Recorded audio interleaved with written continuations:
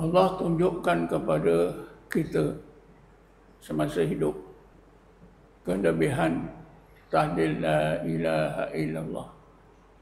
Tapi itulah, oleh kerana kita menyempitkan pemikiran kita, maka kita tak dapat memahami maksud apa yang Rasulullah SAW sebutkan. Afdalu zikri la ilaha illallah. Kebanyakan kita memikirkan sebaik-baik zikir la ilaha illallah. Takat itu saja. Kalaulah la ilaha illallah sebaik-baik zikir, maka la ilaha illallah juga sebaik-baik doa. Malahan bukan saja sebaik-baik doa, kerana penuh adab kepada Allah. Dengan bertahlil la ilaha illallah itu, maka tahlil kita itu termasuk dalam kumpulan doa bilisanil khal, doa munajat. Doa bilisanil khal ni tuan-tuan, kita tidak menggunakan perkataan-perkataan bahasa yang direct.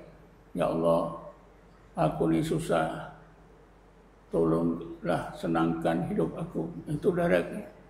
Tapi apabila kita bertahlil la ilaha illallah, la ilaha illallah, Allah tahu kita bertahlil banyak-banyak ni kerana kita kesusahan.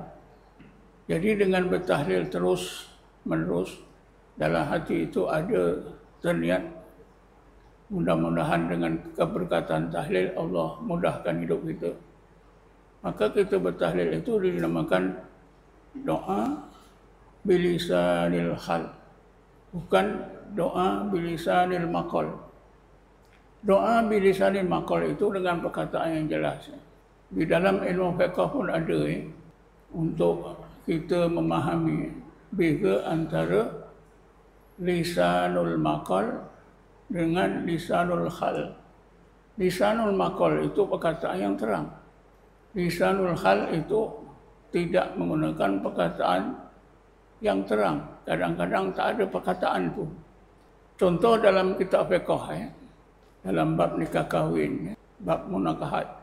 Bila seorang anak dara, ada pemuda menemui mak ayah untuk jadikan isteri. Si ayah, si mak tanya si anak, sama ada si anak itu mahu atau tidak. Si anak, dia tidak mahu jawapan, dia diam saja. Jadi diam itu adalah lisanul khal, menunjukkan diamnya anak perempuan itu berarti dia setuju. Itu namakan lisanul khal. Kita minta sesuatu kepada Allah, tidak menggunakan perkataan yang terus terang, tapi hanya dengan tahlil la ilaha illallah, la ilaha illallah, la ilaha illallah. Allah Maha mengetahui.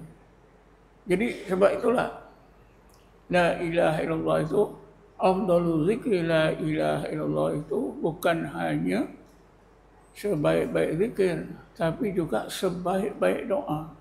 Jadi mudah-mudahan tuan-tuan dapat menggunakan peluang tahlil la ilaha illallah.